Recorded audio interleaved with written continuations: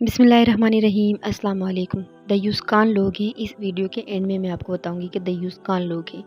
رسول صلی اللہ علیہ وسلم نے ارشاد فرمایا کہ 3 آدمی ایسے ہیں جن کی طرف قیامت کے دن اللہ تعالیٰ دیکھے گا ہی نہیں: اپنے والدین کا نافرمان، مستقل شراب پینے والا، دیکھ کر احسان جتانے والا، اور 3 آدمی ایسے ہیں جو جنت میں داخل نہیں ہوں گے: اپنے والدین کا نافرمان، دیوس، اور وہ عورتیں جو مردوں سے مشابہت کریں مطلب مردوں کی طرح رہن سہن کریں۔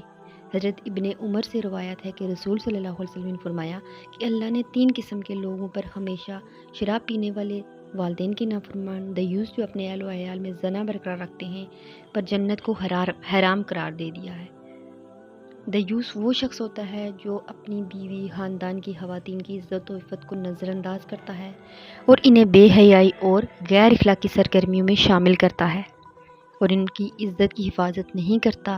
اسلام میں دیوس کو سخت ناپسند کیا گیا ہے، کیونکہ مردوں پر یہ فرض ہے کہ وہ اپنے اہل و عیال، اپنے خاندان، اپنے بیوی بچوں کی حفاظت کرے، اس کی عزت کی حفاظت اور تکریم کرے۔